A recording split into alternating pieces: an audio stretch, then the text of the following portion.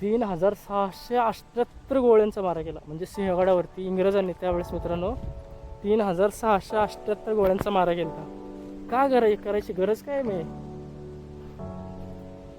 शेवटी 1 मार्च 1818 रोजी तेव्हा त्यांना गडावर 67 तोफा, भरपूर दारुगोळा, दागदागिने, जड जवाहीर अशी साधारण 50 लाखाची लूट, म्हणजे चोरी करण्यासाठी बघा ना.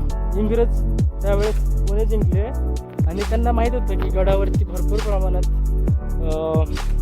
सोने, चांदी, दागदागिने असतात. त्याच्यामुळे त्यांनी गडावरती निशाणा साधून 50 लाखाची लूट केली. 50 लाखाची लूट मिळाली. मे 1981 मध्ये कोंढणपूर कल्याणजवळच्या मोरदरी गावातील ग्रामस्थांना सिंहगडाच्या पायथ्याच्या जंगलात एक तोफ मिळाली. म्हणजे पलीकडच्या, बहुतेक पलीकडच्या, कोंढणपूर म्हणजे तिकडेच नाही, नाही कल्याण म्हणजे पलीकडं. तिथं जंगलात एक तोफ मिळाली. ही तोफ कदाचित त्यातलीच एखादी तोफ असावी. या तोफेला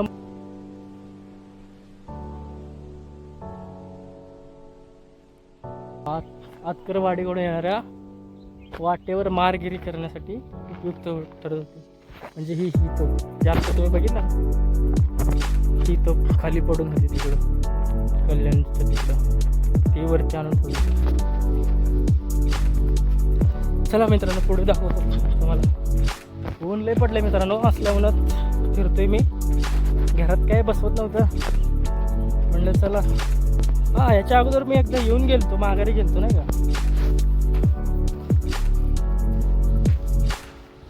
पण मला शेवटी काय पण करून जिद्द होती की इथे येऊन ब्लॉग बनवायचा, व्हिडिओ बनवायचा. सुरुवात इथून करायची, आपली सुरुवात.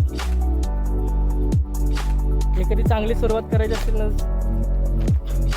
गणपतीपासून, आपल्या गणपती बाप्पापासून सुरुवात करतात. तसंच मी माझ्या देवापासून सुरुवात केली, छत्रपती शिवाजी महाराजांपासून. त्यांच्यामुळेच मोटिवेशन मिळालं आणि त्यांच्याच जागेपासून सुरुवात केलं मित्रांनो.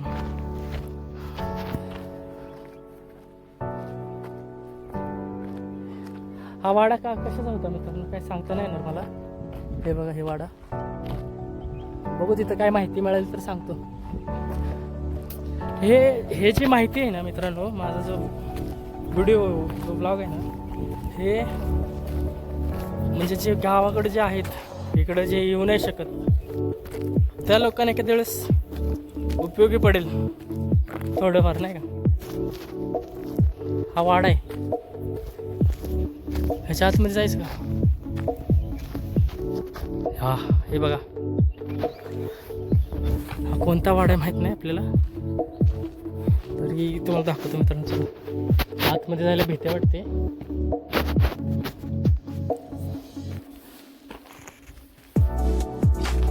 जुना झालाय वाडा,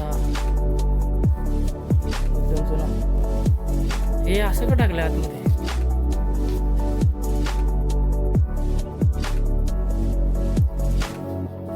इकडे काय?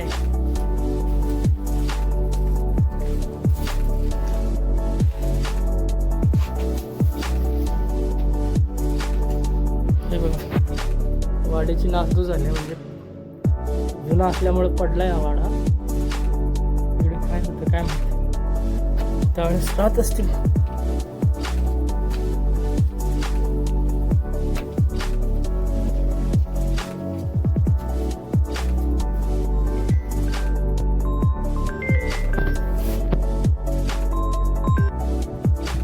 या वाड्यात जायचं का मित्रांनो? किती वाटतं? एकटा सांगितलं पहिल्यांदा चालेल.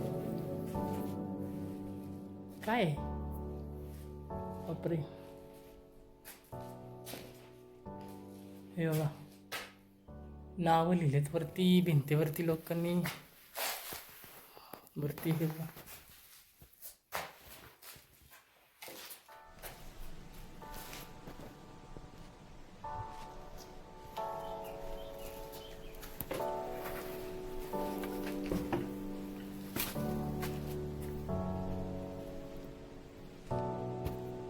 हे देवळी छोटंसं रूम आहे. इकडे पूर्ण भिंत पडलेली आहे. वटवाघूळ दिसतं का मित्रांनो? वटवाघूळ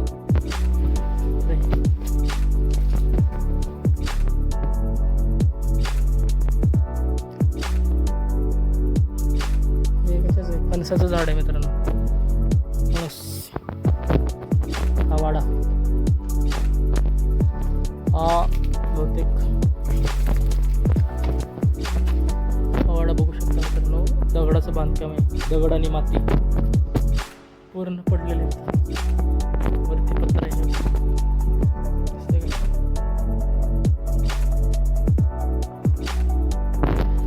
चला पुढे जाऊया मित्रांनो.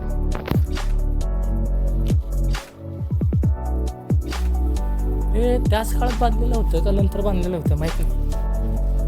आपल्याला काय माहित नाही एवढं डिटेलमध्ये. ठीक आहे, पण इथून जाऊ. बघितलं पडलेला वाडा. खाली काय आहे? टाकी. हे बघा, पाण्याची टाकी. पाण्याची टाकीच असेल बहुतेक. ठीक आहे, पाईप वगैरे पाण्याचीच टाकी. इथून जाऊ मित्रांनो.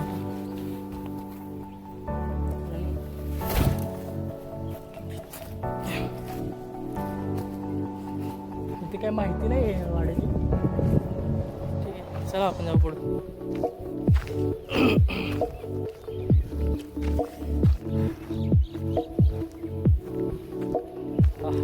मोठा किती एकरमध्ये आहे माहिती सांगता नाही येणार आपल्याला. अजून पूर्ण वरचा जो पृष्ठभाग आहे ना, हा किती एकरमध्ये असेल काय सांगता नाही येणार. हॉटेल वगैरे बंद. हे बघा,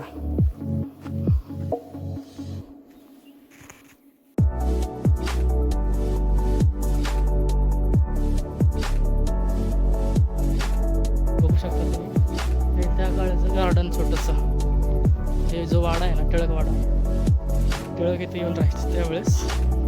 हे समोर गार्डन. तो छोटी छोटी तो आपण टिळक निवासस्थान जवळ आले. तर माहिती दिली आहे काहीतरी. हे मराठीमध्ये आणि हे इंग्लिशमध्ये. तुम्हाला मराठीमध्ये मी वाचून सांगतो आणि तुम्ही स्क्रीनशॉट पण घेऊ शकता.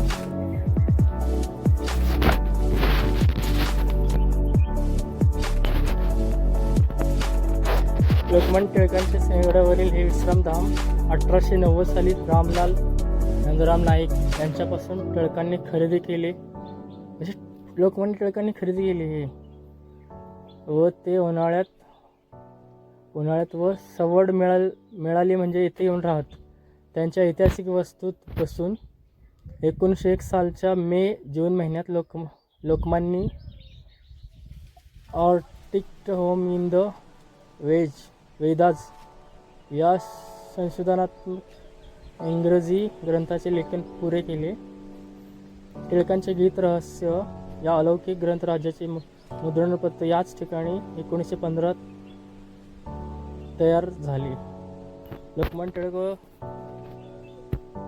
व गांधी या दोन महापुरुषांची 1915 साली येथे भेट झाली. म्हणजे मित्रांनो, इथं लोकमान्य टिळकांनी हे विकत घेतलं कुणाकडून? 1890 साली रामलाल नंदराम नाईक यांच्यापासून. म्हणजे नाईक होते त्यांच्यापासून हे विकत घेतले त्यांनी, लोकमान्य टिळकांनी. तर इथं त्यांना सवड मिळेल उन्हाळ्यामध्ये वगैरे ते येऊन राहत होते. सवड मिळेल तसं. काही पुस्तकं इथंच बसून म्हणजे इथंच राहून त्यांनी लिहिली लोकमान्य टिळकांनी. आणि इथंच महात्मा गांधीजींची पण भेट झाली त्यांची आणि महात्मा गांधीजींची. आत्ता नाही विकत घेता येत मित्रांनो हे कारण सरकारांच्या ताब्यात आहे, गव्हर्नमेंटच्या ताब्यात आहे आता हे सध्या. म्हणजे जेवढे गड किल्ले वगैरे आहेत ना, ते सगळेच अंडर गव्हर्नमेंटचे आहेत, गव्हर्नमेंटच्या अंडरमध्ये. व आतमध्ये जाता नाही येणार आपल्याला. हे बघ, वाड्यामध्ये प्रवेश बंद केले कारण कुलूप लावले इथं. कोणालाच एंट्री नाही आतमध्ये बहुतेक. हे तुम्ही बाहेरूनच बघू शकता. लोकमान्य टिळक इथं अगोदर नव्हते.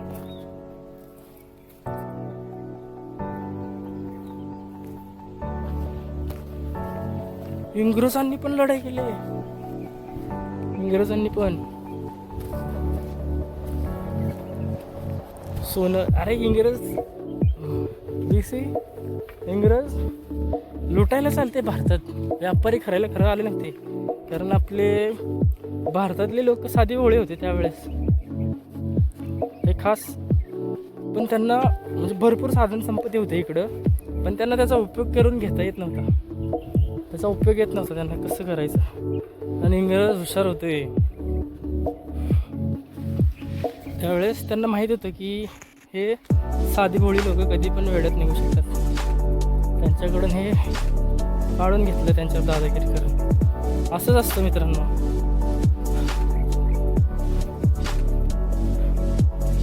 बघा काय हॉटेल, छोटंसं हॉटेल आहे.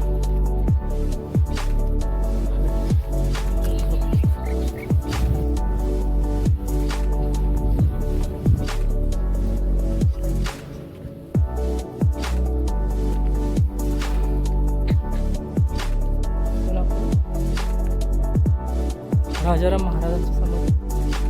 आता आपण चाललोय राजाराम महाराजांच्या समाधीकडे.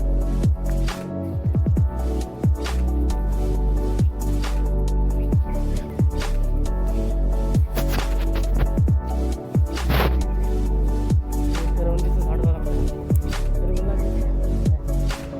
करवंद ह्याच दिवसात लागतात ना, उन्हाळ्यामध्ये नाही लागेल करवंद.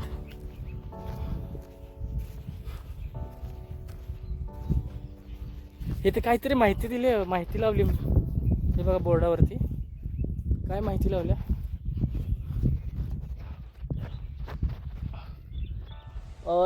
छत्रपती शिवाजी महाराजांच्या सोयराबाई राणीसाहेबांच्या पोटी 24 फेब्रुवारी 1670 रोजी रायगडावर जन्मलेल्या छत्रपती राजाराम महाराजांनी वयाच्या अवघ्या 30व्या वर्षी म्हणजे 3 मार्च 1700 साली नवज्वरामुळे आणि रक्ताच्या उलट्यामुळे ऐका नवज्वरामुळे आणि रक्ताच्या उलट्यामुळे सिंहगडावर अखेरचा श्वास घेतला. कोण घेतला तर छत्रपती राजाराम महाराजांनी, म्हणजे शिवाजी महाराजांचा मुलगा.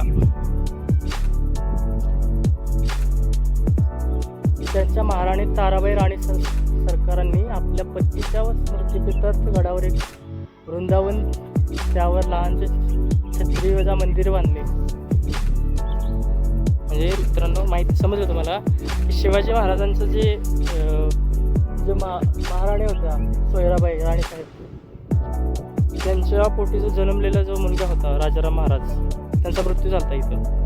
तर त्यांच्या पत्नीने त्यांच्या मृत्यू स्मरणात छोटंसं मंदिर बांधले तिथं. हे बघा तसंच मंदिर आहे सेम इथं जे दिले ना फोटोमध्ये, सेम तसं मंदिर आहे. ते बघा ते तिथं काही लोक राहतात म्हणजे झोपड्यात. आपण तिकडे नको जायला, अजून भरपूर गड फिरायचं आहे.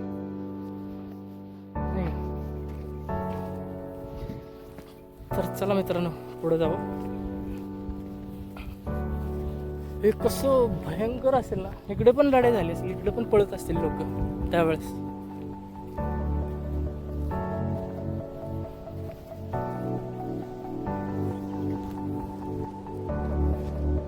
इकडे पण येत असते तलवारी घेऊन पळत. हे असे नाही, उदयभानचे जे सैन्य होते ना, भागो मराठे आ गए भागो म्हणून इकडे पळत असते.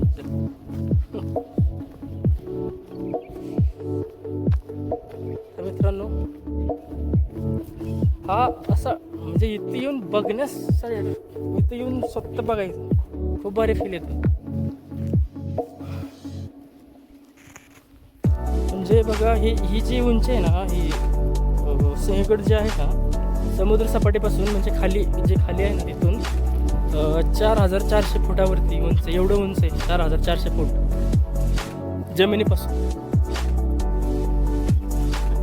जमिनीपासून 4400 फूट उंचीवरती हा किल्ला. तर तुम्हाला मग सांगता राहून गेलं की कोंडाणं नाव कशावरून पडलं. कारण कोंडाण्य ऋषी इथं तपस्या करत होते म्हणून या गावचे नाव कोंढाणा पडले. त्याच्यावरूनच ह्या किल्ल्याचे नाव कोंढाणा गड असा संबोधला गेला.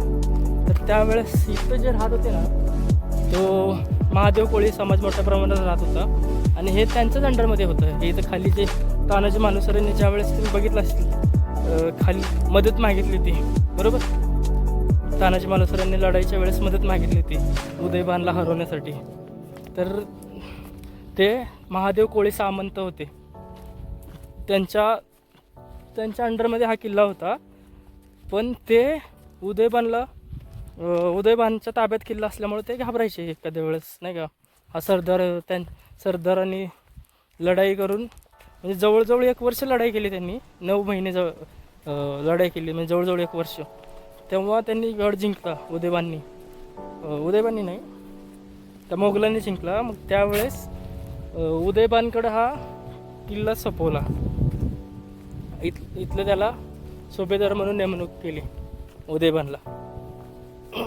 त्यावेळेस ते त्यांच्याकडं बळ म्हणजे सामंताकडं, महादेव कोळी सामंताकडं कमी बळ असल्यामुळं एखाद्या वेळेस त्यांनी गप्प बसले असते. त्याच वेळेस तानाजी मालुसरेंनी शिवाजी महाराजांनी आऊसाहेबांचं जिजाऊ जो पण होता तो विडा उचलला की हा किल्ला आपण जिंकणारच म्हणून. तेव्हा त्यांनी त्यांच्याकडे मदत घेतली त्यावेळेस.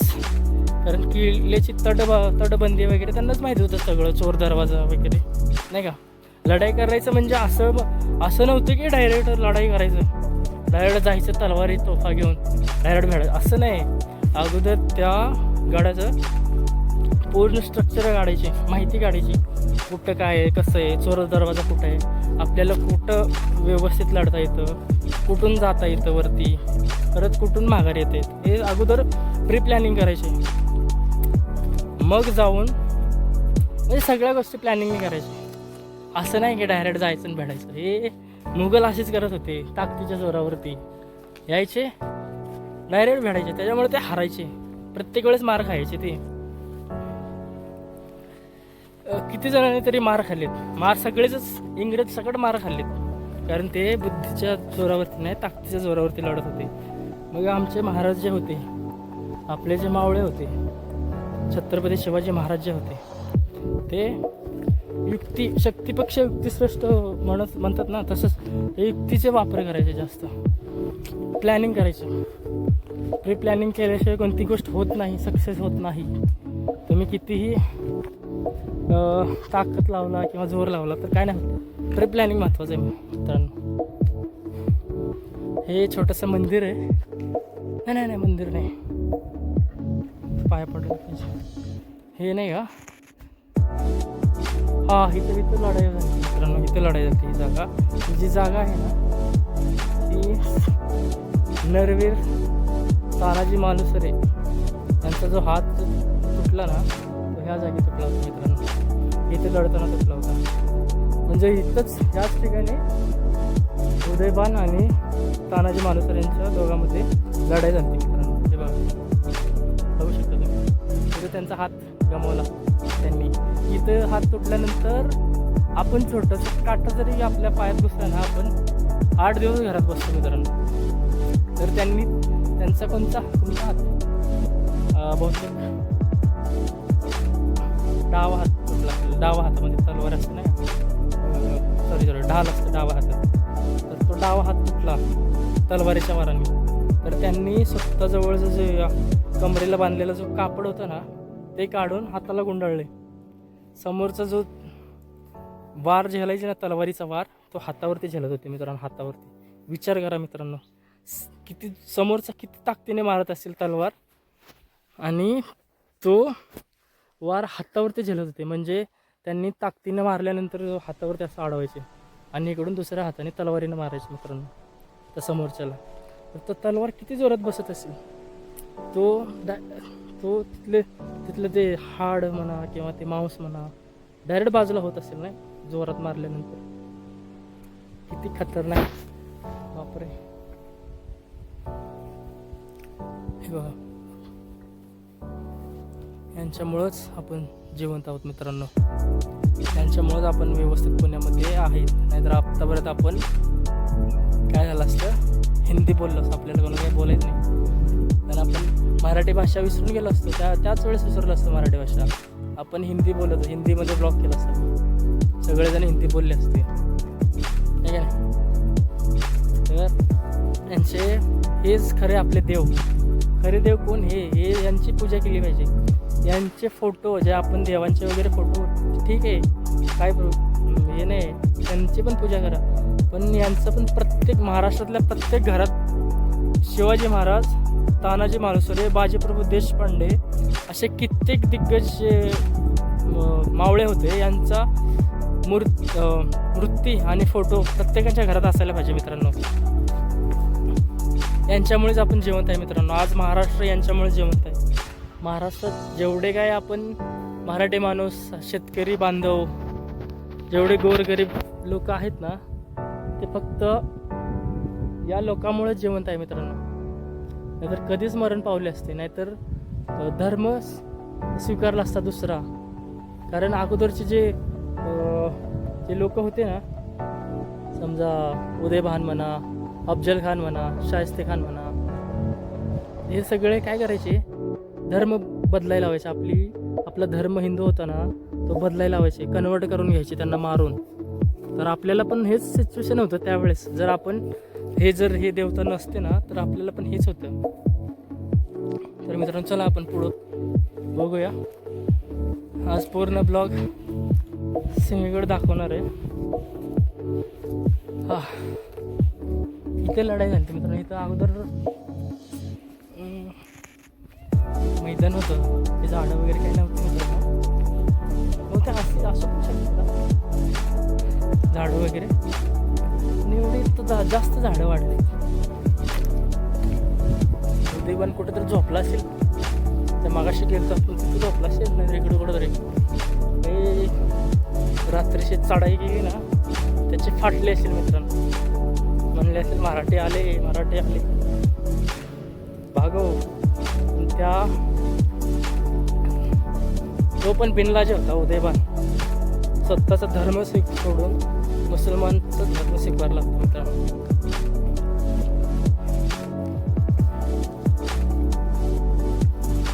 हा बघा मित्रांनो, द्रोणागिरी कडा, त्याला इकडे द्रोणागिरी कडा आहे, त्याला सुभेदार तानाजी कडा पण म्हणला जातो इकडे. चला तर मग दाखवतो तो कडा.